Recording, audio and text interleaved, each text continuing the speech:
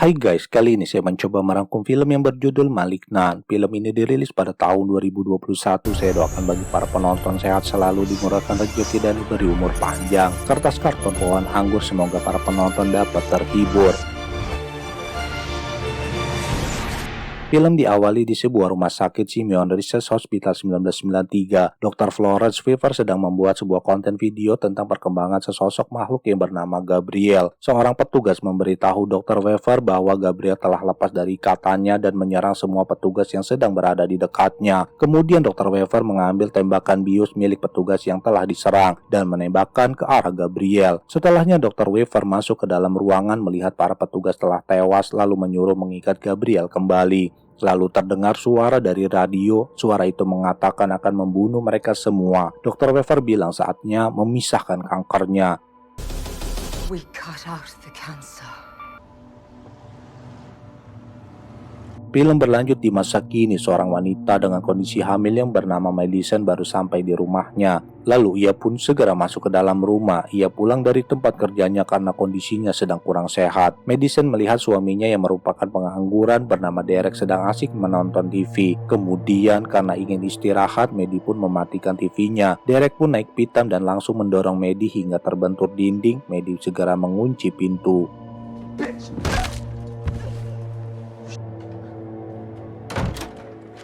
Terlihat darah segar keluar dari kepala bagian belakang Maddie. Derek pun merasa bersalah karena mendorongnya. Ia mengaku sering berbuat kasar karena di luar kesadarannya. Malam hari pun tiba. Derek disetrap dan tidur di atas sofa di ruang tamu. Ia pun terbangun dari tidurnya mendengar suara blender hidup sendiri di dapur. Dan tiba-tiba saja ia mendengar TV hidup sendiri. Ia pun melihat Maddie duduk di atas sofa lalu menghilang.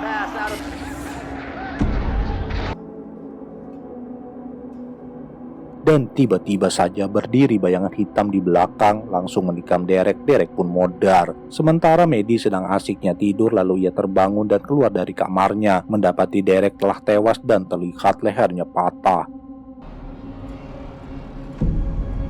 Kemudian keluar bayangan hitam dari balik tubuh Derek dan mengejar Maddie hingga ke dalam kamar. Maddie pun tersadar dirinya sudah berada di rumah sakit. Ditemani adiknya yang bernama Sydney dan mendapati perutnya telah kempes, bayinya juga meninggal. Sementara polisi pun berdatangan dan memeriksa rumah Maddie untuk melakukan olah TKP. Seorang detektif yang bernama Keiko Asau datang dan melihat kondisi mayat Derek telah tewas sangat mengenaskan. Keesokan paginya, detektif Shaw mendatangi mayat Derek yang telah selesai diautopsi. Setelahnya, Shaw pun mendatangi kamar Maddie, tetapi Maddie hanya terdiam. Lalu datang Sydney. Mereka berdua membahas mengenai keluarga itu. Dokter telah bilang kepada Shaw dalam 2 tahun Maddie telah mengalami 3 kali keguguran. Lalu Shaw memberikan sebuah kartu nama kepada Sydney. Film berlanjut 2 minggu kemudian. Sydney mengantar Maddie pulang ke rumahnya. Ia menawarkan untuk tinggal di sana bersamanya, tetapi Maddie menolaknya. Malam hari pun tiba. Setelah mandi, Maddie melihat lampu penerangan di luar rumahnya kedap-kedip dan ia melihat sesosok hitam berdiri di bawah tiang lampu. Lalu, Maddie segera mengunci semua pintu dan gorden di rumahnya tersebut. Sialnya, sebuah pintu terlanjur terbuka. Ia pun segera menuju kamarnya. Malam harinya, seorang wanita yang menjadi pemandu wisata Seattle Underground mendengar suara dari bawah tanah, padahal acara telah ditutup, lalu mencoba mengeceknya. Dan tiba-tiba sesosok bayangan hitam menindihnya. Keesokan harinya, wanita itu tersadar tangan dan kakinya sudah terikat di loteng sebuah rumah yang ternyata adalah rumah Maddie. Maddie pun memasang grendel kunci di semua pintu untuk mengamankan rumahnya. Tidak lama kemudian datang Sydney yang tidak bisa masuk ke dalam karena semua pintu terkunci. Ia pun masuk lewat jendela. You deserve so much better. Sementara Dr. Weaver mendapatkan panggilan telepon dari makhluk menyeramkan yaitu Gabriel. Malam hari pun tiba. Maddie sedang berbenah rumah, mau mencuci pakaian. Tiba-tiba saja lampu rumah kedap-kedip, begitupun dengan radio, suaranya menjadi gresek-gresek. Ia pun mendapati kepala belakangnya mengeluarkan darah lagi dan suasana pun mencekam. Maddie melihat Dr. Weaver terbunuh oleh Gabriel yang ternyata ia sedang bermimpi. Hari pun telah pagi. Kemudian Maddie mendengar berita dari radio bahwa Dr. Weaver telah ditemukan tewas mengenaskan. Anehnya, Maddie melihat kejadian tersebut di dalam mimpinya. Sementara Gabriel masih menahan seorang wanita di loteng rumah Maddie, ia tidak membiarkan wanita itu untuk kabur. Setelahnya, detektif Shaw mendatangi dan olah TKP di rumah Dr. Weaver bersama polisi yang lainnya. Hey, did you find the rest of that murder weapon? Malam hari pun tiba. Di sebuah kamar apartemen, seorang kakek yang bernama Dr. Victor sedang menelpon. Ia merupakan seorang dokter anak yang menangani Gabriel bersama Dr. Weaver dulu kala. Tiba-tiba saja terlihat sesosok hitam di belakangnya. Ia pun menutup jendela lalu pergi tidur.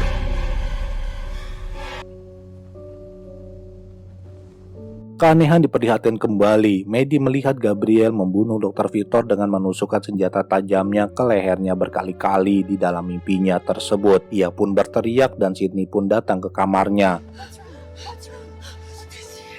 Keesokan harinya, dengan ditemani oleh Sydney, Maddie pergi ke kantor polisi untuk memberikan laporan bahwa ada seorang terbunuh di seberang apartemen Silver Cup di North Beacon Hill. Sekilas ia melihat wajah si pembunuh yang sangat menyeramkan. Kemudian Shaw mendatangi apartemen yang Maddie maksud. Shaw bersama rekannya Regina mencari kamar Dr. Victor berada. Lalu mereka pun menemukan kamarnya dan Dr. Victor telah tewas bersimbah darah di atas kasurnya. Setelahnya mereka kembali ke kantor polisi, sementara Maddie pun pergi ke toilet. Tiba-tiba saja lampu di toilet menjadi kedap-kedip dan ia mendapatkan panggilan telepon yang ternyata adalah dari Gabriel. Gabriel pun menuntut balas dendam dan akan membunuh dari mereka satu persatu dan telepon pun mati. Setelahnya Maddie dan Sydney segera pergi dari kantor polisi tersebut. Malam harinya, Shaw memeriksa dokumen milik Dr. Weaver lalu memutar sebuah video tanggal 23 Juli 1992 mengenai perawatan seorang yang bernama Emily May di Rumah Sakit Simeon Research. Dr. Weaver dibantu oleh Dr. Victor dan Dr. Gregory. Keesokan harinya, Shaw mendatangi rumah Maddie lalu memberikan sebuah foto sewaktu Maddie masih bocil yang dulunya bernama Emily May. Kemudian Shaw meminta Maddie untuk bekerja sama dengan pihak kepolisian untuk mengungkap masa lalunya dan mengetahui siapakah Gabriel sebenarnya. Seorang hipnoterapi yang bernama Beverly menyuruh Maddie mengingat masa kecilnya dulu. Dahulu kala di mana Maddie baru pulang dari rumah sakit, ibu angkatnya sangat marah kepadanya karena kue ulang tahunnya dirusak yang ternyata itu adalah perbuatan dari Gabriel. Kemudian Gabriel berbicara dengan Maddie melalui telepon mainan. Lalu Maddie mengambil sebilah pisau dari dapur mau memotong kuenya yang ternyata suasananya berubah menjadi di dalam kamar ibu angkatnya. Lalu Maddie pun berteriak dan Beverly menyadarkan Maddie dari pengaruh hipnotisnya. Setelahnya, Maddie pun teringat bahwa Gabriel mau melukai bayi yang dikandung ibu angkatnya dahulu, yang tidak lain adalah Sydney. Gabriel adalah ingatan yang hilang di masa lalu dan terkubur di dalam otak Maddie sampai sekarang. Keesokan harinya, Maddie dan Sydney pergi ke rumah ibunya. Lalu ia langsung menanyakan saat dirinya diadopsi apakah ia memiliki saudara atau tidak dan siapakah Gabriel itu. Kemudian mereka melihat video sewaktu Maddie masih bocil. Ia terlihat sedang bermain telepon-teleponan dengan seseorang yang tidak terlihat. Lalu saat merayakan ulang tahun ia berbicara dengan sosok yang tidak terlihat, yaitu Gabriel teman imajinasinya.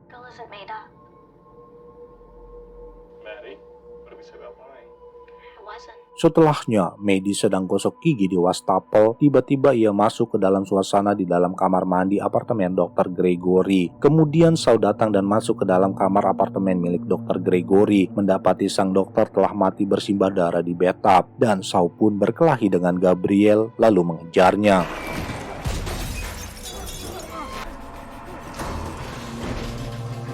Sialnya, Gabriel kabur dan masuk ke dalam sebuah gedung. Ia berlari sangat cepat sehingga Shaw pun kewalahan mengejarnya. Terlihat Shaw masuk ke dalam gedung lainnya, terus melanjutkan pengejaran kepada Gabriel. Dan mereka pun berkelahi, sialnya Gabriel dapat kabur. Film berlanjut, hujan pun turun. Wanita yang diikat di loteng rumah mencoba melepaskan diri dari ikatannya dan ia pun terperosok ke lantai bawah. Kemudian polisi pun datang melakukan olah TKP. Shaw bersama rekannya yang bernama Regina masuk ke dalam rumah dan memeriksa loteng. Mereka mendapatkan pedang yang dipakai Gabriel untuk membunuh. Tetapi polisi mengira semua itu adalah perbuatan Maddie. Maddie pun dipenjara dengan alat bukti yang mereka temukan di rumahnya. Lalu Maddie pun diinterogasi oleh Shaw bersama Regina. Maddie bilang itu adalah perbuatan dari Gabriel, tetapi mereka tidak percaya. Lalu Gabriel menelpon Shaw meminta mengembalikan semua barang miliknya yang mereka temukan di atas loteng rumah Maddie. Sementara Sydney pergi menuju bangunan bekas Simeon Research Hospital yang sudah terbengkalai dan mengambil berkas-berkas milik Emily May di dalam ruang rekam medis. Lalu ia pun segera pulang dan memutar sebuah video rekaman video yang diambil pada tahun 1985. Pihak rumah sakit menjelaskan seorang wanita yang bernama Serena May diperkosa saat usianya 15 tahun dan mengandung sampai melahirkan. Lalu menyerahkan anaknya kepada rumah sakit untuk dirawat sebagai bahan penelitian karena dirinya tidak mau merawat. Menurutnya, anaknya terlahir sebagai dosanya terhadap Tuhan. Kemudian Sydney bersama ibunya memutar video lainnya yang diambil pada tahun 1992.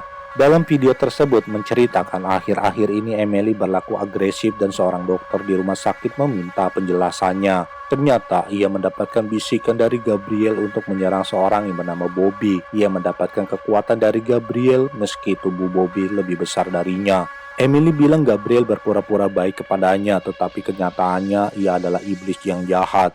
Lalu dokter menyuntikkan sesuatu di tubuh belakang Emily. Terlihat sesuatu menakutkan yang menempel di belakang tubuhnya. Dokter pun menjelaskan Gabriel adalah sosok ekstrim dari teratoma atau tumor yang terdiri dari jaringan otot, gigi, rambut, dan organ lainnya. Bisa disebut sebagai parasit kembar. Sebagai parasit, Gabriel memakan Emily. Lalu Sydney memutar rekaman lainnya yang diambil pada tahun 1993. Dalam video itu, Emily bisa menyebutkan gambar yang diberikan dokter padahal ia menghadap ke belakang, yang ternyata Gabriel bisa melihat dan membacanya. Tiba-tiba saja suasana di dalam ruangan menjadi kacau dan dokter pun melakukan pemisahan antara Emily dan Gabriel yang mereka sebut sebagai kanker atau parasit. Dr. Weaver, Dr. Gregory, dan Dr. Victor menyimpulkan untuk menyelamatkan Emily dengan mengeluarkan tumor itu dari tubuhnya. Mengeluarkan sebisa yang dilakukan dan memasukkannya yang tidak bisa ke dalam tengkoraknya. Di tempat lainnya, Maddie pun dipenjara. Ia berteriak meminta untuk dibebaskan dari sana, sementara penghuni satu selnya mengejeknya. Beberapa orang mencoba mengganggu Maddie meminta sejumlah uang kepadanya lalu menendanginya. Tiba-tiba saja Maddie kejang-kejang dan muncul sesosok wajah menyeramkan dari balik kepala belakang Maddie, lalu membunuh mereka satu persatu.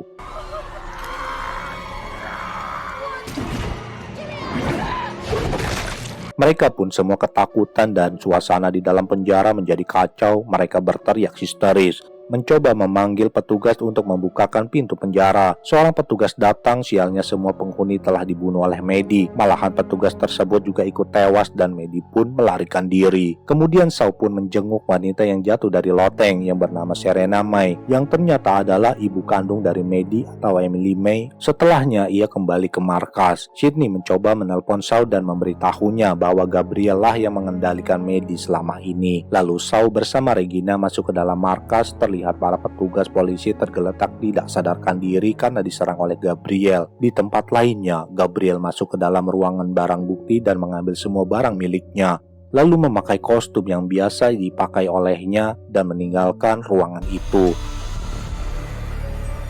Kemudian Gabriel masuk ke dalam ruangan lainnya, langsung menyerang petugas polisi yang sedang berada di sana. Dengan pedang kecil miliknya ia membunuh para petugas tersebut. Sementara para petugas polisi melepaskan tembakan ke arah Gabriel. Dengan secepat kilat ia menghindari tembakan itu, satu persatu para polisi tersebut terbunuh. Seorang detektif wanita diserang oleh Gabriel sehingga kedua tangannya patah lalu meninggal.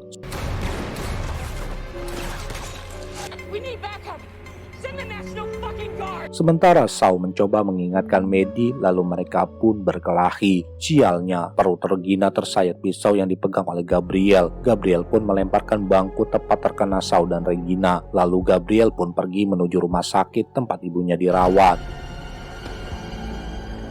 Tidak lama kemudian datang Sydney di rumah sakit itu. Seorang petugas polisi menghalanginya untuk masuk ke dalam kamar. Tiba-tiba saja petugas itu terkena serangan jantung dan jantungnya pun meleduk. Di tempat lainnya datang rekan Shaw yang lainnya. Shaw menyuruh menelpon para medis untuk membantu Regina dan dirinya. Regina menyuruh Shaw untuk segera ke rumah sakit dan menjaga Serena di sana.